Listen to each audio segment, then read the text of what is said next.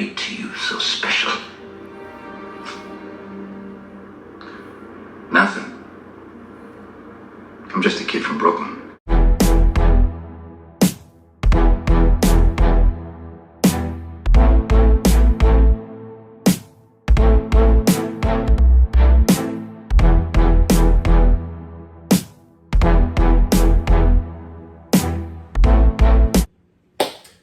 Okay guys, Frank Stout, just a guy from Brooklyn.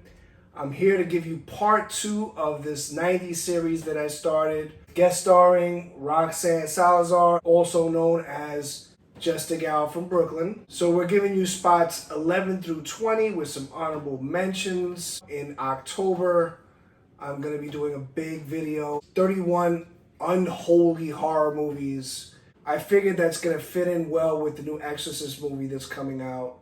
Before we start, I got to give you my 2 rules. Rule number 1 is spoilers. These movies are all really old, so heavy spoiler warning. Rule number 2, this is a favorites list, not a best list for both of us. If you have not seen part 1 of this 90s series, please check it out in my YouTube library.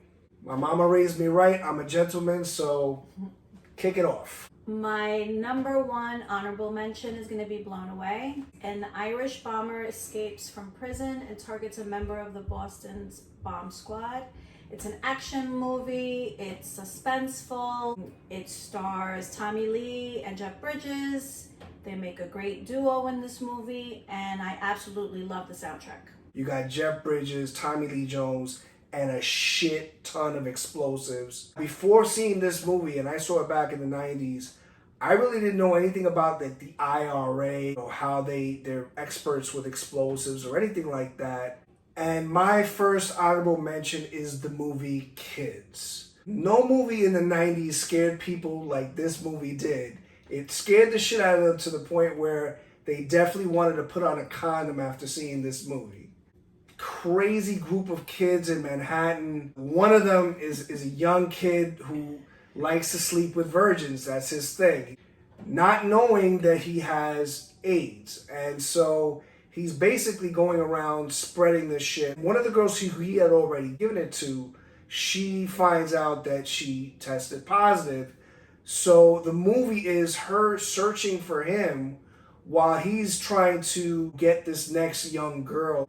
Launch some careers. You've got Rosario Dawson. You've got Chloe Sevigny. Roxanne has this movie further down in her list, so we're going to save her comments for later. Yes. My second honorable mention is going to be Point Break.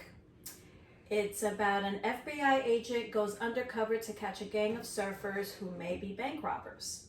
It's an action thriller movie. To me, it's very underrated. Keanu Reeves and Patrick Swayze, they create a thrill ride throughout the whole movie. So my thoughts on Point Break is clearly just one single word. Testosterone. These guys are just like all jacked up thrill seekers. For some reason, throughout this movie, they're just yelling at each other. They don't even want to speak their lines normally.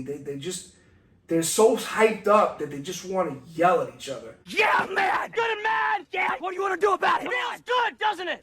Like you're still alive, right? Yeah!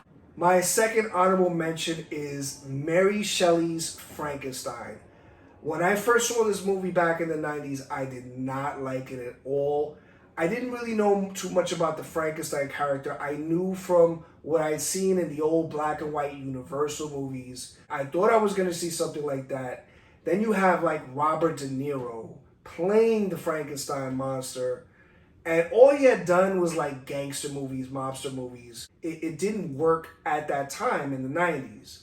After rewatching it many times, it definitely grew on me. And I learned more about the character. I had never read the book, but this movie might be the most book accurate. There's only some slight changes here. The odd thing about watching it now in 2023 is that a lot of these actors you've seen in other future movies. When you've got, Dr. Frankenstein, who's actually one of the teachers from Hogwarts in the Harry Potter movies. And his love interest is a villain from, the Harry Potter movies. And then the father is, of course, Bilbo Baggins for the Lord of the Rings movies. So it's kind of a strange thing to see it now. But when you get into the movie and what it's all about, it is really fascinating. I absolutely loved Robert De Niro's performance in this movie. I actually read the book and it is on point to the book. My third honorable mention is the Blair Witch Project. It's about 3 film students vanish after traveling into a Maryland forest to film a documentary on the local Blair Witch legend, leaving only their footage behind. I absolutely love this movie. It's a horror mystery thriller. It's about found footage. To me, back then when I first saw it, the scariest movie I had ever watched. My viewing of this movie, it suffers from the fact that I didn't see this movie in the 90's. Didn't see it in theaters. I didn't catch that hype. They had people believing that this was almost like real found footage, that this was some sort of true story, and people were going into theaters believing that, and so it really added that kind of fear to them. I didn't get any of that. I saw this many years later, knowing what it was. My honorable mention number 3 is The Professional, also known as Leon the Professional. This is a really, really fun hitman movie. It's the debut of Natalie Portman. But the real standout for me is Gary Oldman, who I always say is like a Swiss Army knife for roles. And he really does play like this kind of psycho police officer who pops pills, listens to Beethoven. It's really, really strange. I think it was the second time I seen this movie. I can't remember, but I loved it. I really did. Starting off, my number 20 is going to be House Party. Kid decides to go to his friend Play's house party, but neither of them can predict what's in store for them on what could be the wildest night of their lives. I absolutely love Kid and Play. In the 90's, love their music, love the way they danced. This movie is very funny. It's got great music, it's got great dancing, and to me, this is the only house party that counts. Kid and Play was a really, really big deal in like the late 80's, early 90's, during like that golden era of hip hop. This movie was also like a precursor to like what the Friday movies became. It's definitely has that kind of feel to it. A very young Martin Lawrence starting out with his career. Coming in at my number 20 is The Shawshank Redemption. This is Stephen King. Tim Robbins, who like plays the role of his career. Morgan Freeman. At that time, I had a thing for Clancy Brown, who plays one of the officers who's like really brutal. His face alone scares the shit out of you. I thought he really did a good job in being menacing. I too love this movie. It's one that I can rewatch over and over again. I thought the performances were all great in this movie too. My number 19 is going to be Darkman. A brilliant scientist left for dead returns to exact revenge on the people who burnt him alive. It's an action mystery thriller.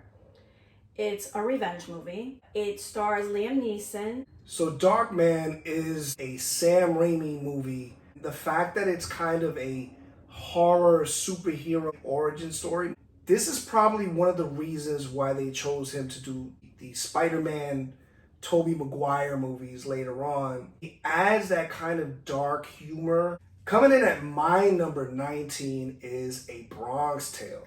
And this was done by Chaz Palminteri.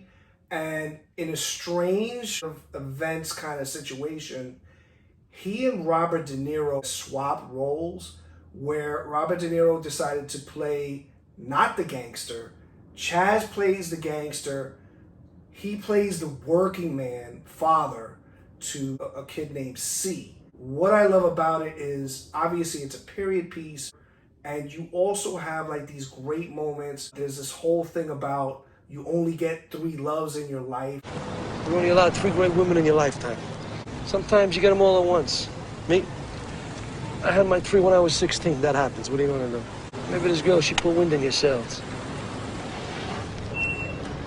Maybe she's your first great one. You know, this test where if you test a girlfriend, you put her in your car, if you walk around the car, if they unlock the door for you, then they could be the one. If not, you should dumped him immediately. I love all these little kind of, nuances that make the movie. I also too like this movie. I like in our other video, I love a good mobster movie. My number 18 is Bad Boys. It's about two hip detectives protect a witness to a murder while investigating a case of stolen heroin from the evidence storage room from their police precinct. It stars Martin Lawrence and Will Smith. Bad boys, what you gonna do? It's very funny, it's very action-packed. I personally love anything that has to do with like cops.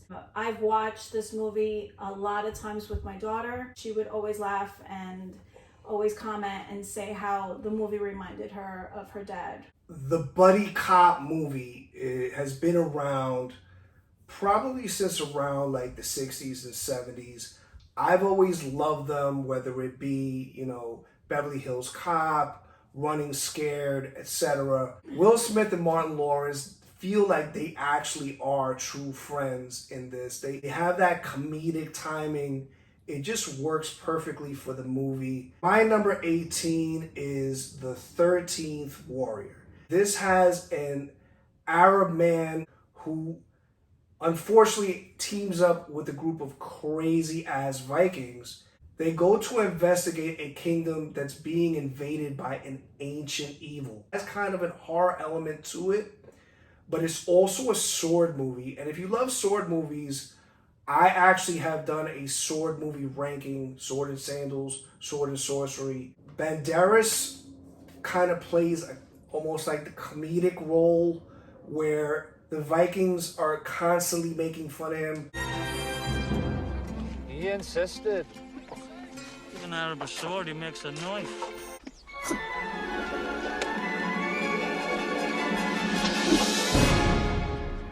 When you die, can I give that to me daughter? But at the same time, he kind of gets the upper hand and ends up helping them through this journey. I loved it. I love anything with Antonio Banderas in it. My number 17 is going to be Devil's Advocate. It's about an exceptionally adept Florida lawyer who's offered a job at a high-end New York City law firm with a high-end boss. It's a mystery fantasy thriller. It's very seductive. It stars Al Pacino, who I love, who, me personally, I think that he steals the film with his mesmerizing performance.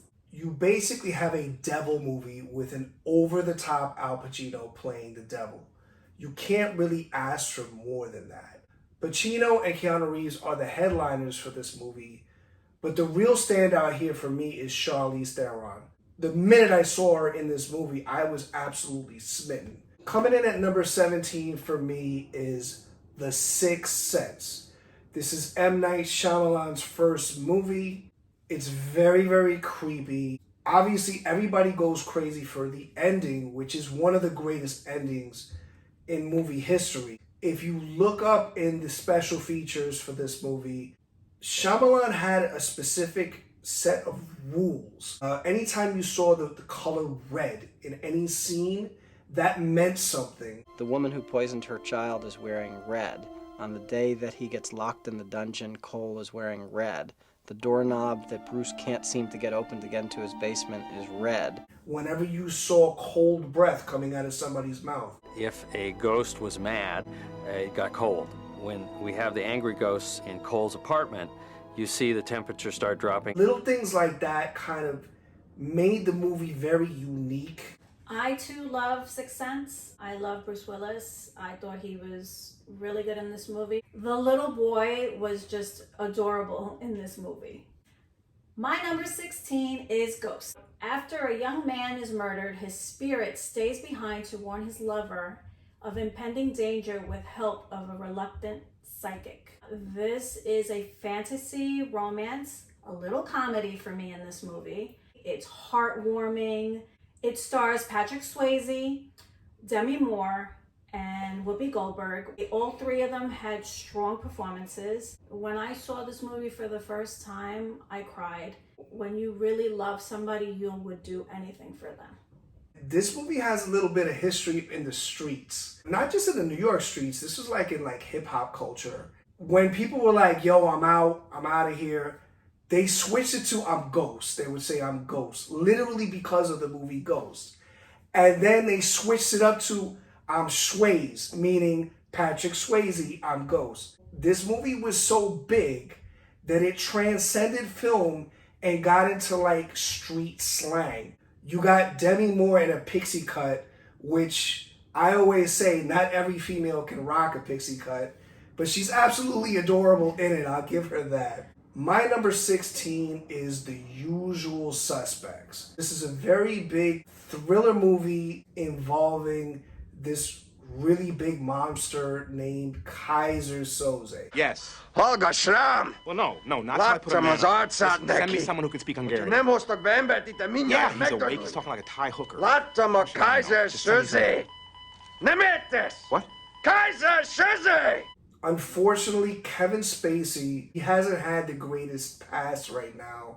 He's been through a lot of legal trouble. In doing the research for this video, I looked up the cast, and ironically, in Google, Kevin Spacey is missing from the cast. Like, people want to pretend like he's not in this movie and he's not the big star. There's no getting around it. Yes, Kevin Spacey may be indeed a really bad guy. I can watch this movie and leave those personal feelings aside. I'm very good at that. I agree with Frank. I thought Kevin Spacey was the star of this movie. His performance was outstanding. The ending of this movie just made my jaw drop because I did not expect the ending at all. Gotta watch it to know what happens. My number 15 is She's All That. But a high school jock who makes a bet that he can turn an unattractive girl into the school's prom queen. It's a rom-com. Love my rom-coms. It's a chick flick. It has that John Hughes feel. I absolutely love John Hughes movies. It's a guilty pleasure. This is a movie that I can watch over and over and over again. And my all-time fave, Freddie Prinze Jr. He is absolutely gorgeous. I loved him back in the 90s. Another good looking guy, huh? Yes. So this was a first time watch for me, and I have a lot to say, so here we go. This is definitely a Freddie Prinze Jr. vehicle, as I like to call it, but he is surrounded by like tons of teen heartthrobs from the 90s. And then you add some hip hop celebrities. You got Lil' Kim in here. I couldn't believe I saw her in here. You got like Usher. The movie poster is extremely colorful. That usually doesn't mean much, right? The movie is really, really colorful. When you're in the supermarket and you're about to check out, they always have these like teen magazines like hanging on the side. This feels like one of those magazines was turned into a physical movie. They're like 90s terms, and I grew up through the 90s that I did never heard of. A term called wigging. I didn't know what the hell wigging was. I had to Google that shit. At the end, the movie won me over. The girl who plays Lainey, Rachel Leigh Cook, she's absolutely adorable in this movie. You know, she cleans up well after they, you know, give her a makeover. It has a really cute ending. It kind of hit me, you know, hit me in the heart a little bit there. You broke my heart. It's okay. You broke my heart. Coming in at my number 15 is Friday. This is a really huge stoner comedy. It became a franchise, has lots of sequels. I don't think any of the sequels are worth watching. It's Ice Cube, it's Chris Tucker. It's got that great West Coast feel to it. Roxanne mentioned House Party. House Party is kind of one of those movies that like led up to this movie. This movie feels like it almost like an extension of that kind of movie. It's a stoner movie, so, you know, it's recommended to, you know, puff while watching. That's the shit, ain't it? That's the shit. Stop hitting it so hard. Oh, you fucking up the rotation. Puff, puff, give. Puff, puff, give. But whether you watch it enhanced or whether you watch it straight up, you're gonna laugh. It just has so many funny moments. I liked it. I didn't love it. It is funny. I'm not a very big West Coast hip-hop lover. I don't... West Side! This movie really doesn't do anything for me. Sorry. Coming in at my number 14 is going to be Varsity Blues. A backup quarterback is chosen to lead a Texas football team to victory after its star quarterback gets injured. It's a high school football drama. I'm a very big fan of high school sporty movies. This movie is, to me, very underrated. This is another first time watch for me. There's a lot of familiar 90s faces here. You got Ali Larter, who, if you saw the TV show Heroes, she kind of got popular off of that. Kind of a scene with involving her and whipped cream. Very memorable. But for me, the movie's all about Vanderbeek. What I knew was very limited. And coming in at 14 for me is The Silence of the Lambs. You have Anthony Hopkins playing Hannibal the Cannibal. You have Jodie Foster, who this is one of her better roles. I didn't think much of her back then, but throughout the years, I kind of ended up having a little crush on the lady. I don't know. The whole Buffalo Bill character, it really was a whole other level of creepiness. The whole, put the lotion in the basket, the dance that he does with, his nuts tucked in. When you watch this first time back in the 90s, you're like, what the fuck am I watching? What the fucking fuck? I loved it also. Jodie Foster, her performance to me in this movie was just really, really, really great. I do like Anthony Hopkins also, but to me, I feel like Jodie shined a little bit more than he did in this movie. My number 13 is going to be The Craft, a newcomer to a Catholic prep school who falls into a trio of outcast teenage girls that practice witchcraft. It stars Neve Campbell. I love Neve Campbell. It's a supernatural teen movie. Obviously, it's about witches. For me, this is also another movie that's a guilty pleasure that I can just watch over and over again. I really enjoy this kind of teenage witch drama. Robin Tunney, who plays the lead, I recognized her right away because she had just done a movie called Empire Records. And in Empire Records, she had completely shaved her head on screen.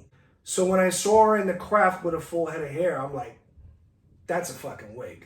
Wig! Wig! Dong, dong, dong! Regular! There's no doubt in my mind.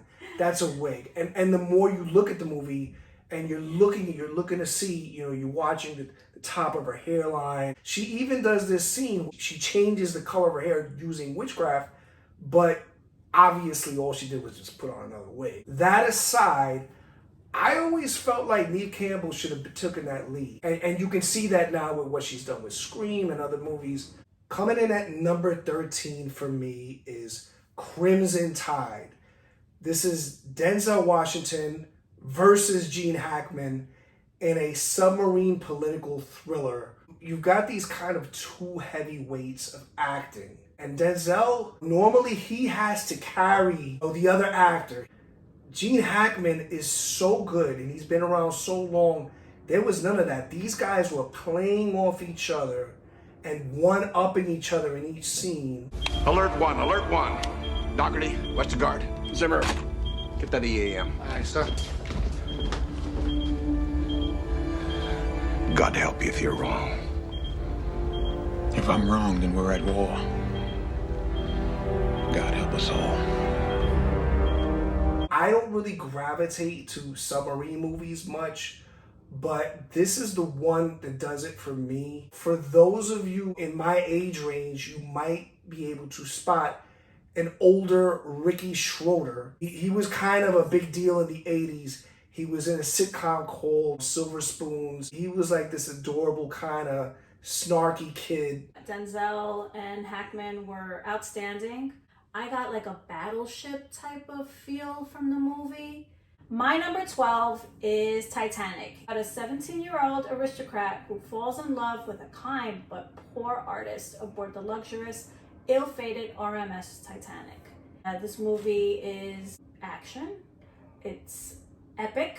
It's heart-wrenching. For me, this movie is a tearjerker. As many times as I've seen it, I cry. Leo's performance in this movie, I fell in love with him. Why didn't he win an Oscar for this movie? I don't know.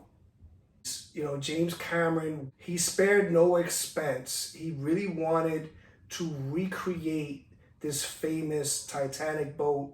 You can see all the little details. I always view this movie kind of a two-parter. You've got the first part of the movie, the first half is like your romance movie. And then the second part is literally like your disaster film. Another thing I gotta mention, the big Celine Dion song that accompanied this movie. This song was on the fucking radio, on a loop, endlessly. Months later, as it played over and over again, some of us got sick of hearing that damn song. You know, they were shoving this song down our throat. It's a great song. It is. Look, I'm taking nothing away from Celine Dion. It's a beautiful song. It worked perfect with the movie. But you play that song now and I'm like, shut that shit off. Coming in at my number 12 is My Cousin Vinny. This movie hits close to home because we're New Yorkers and it portrays a group of New Yorkers going down south to help out a family member and a friend, you know, to fight this great court battle. You got Joe Pesci, you got Marissa Tomei. It's a fantastic comedy.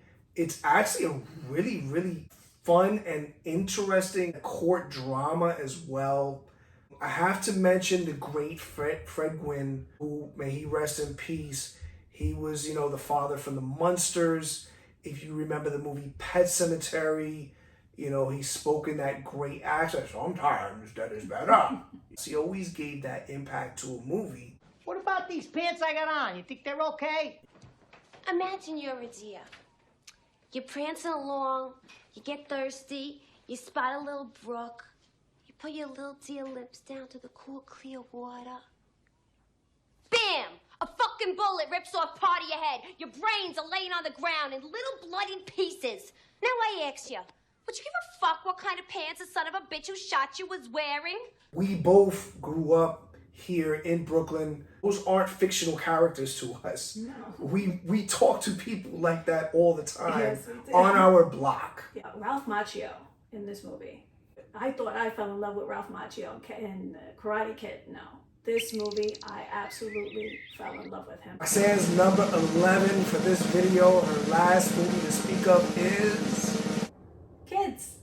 Kids is about a day in the life of a group of teens as they travel around New York City, drinking, smoking, and deflowering virgins. So this movie is an indie drama. It's got a lot of sex. It's got a lot of drugs.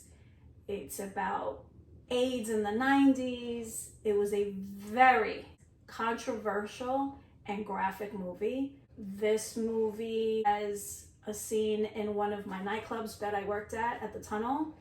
This movie is just right on the money about what was going on in the 90s in New York. And my number 11 and last movie for this video is Candyman. It's very gothic, which you didn't see that in too many slasher movies. There was a certain kind of subtle romance. It took place in a very controversial place back in Cabrini Projects back in the day.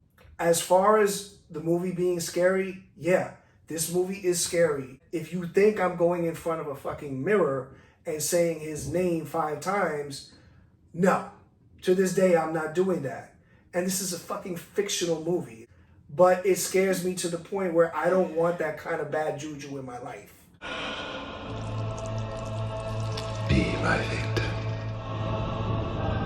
Be my victim. I am the writing on the wall. Tony Todd is fantastic. His voice is just perfect for this type of role. I watched this movie for the first time with him. I too would never stand in front of a mirror. No. It did give me chills. One good thing about the 90s is we just got so many bangers. I could easily come up with another 10. She could easily come up with another 10. We come up with another 20. Let us know in the comments what you think of Roxanne. If you want to see Roxanne back, whether it be for this series or maybe something else. Or maybe you want a video of just her doing her thing. Who knows? From the BK, from the city that never sleeps. See my face in lights, on my name on marquees found down on Broadway.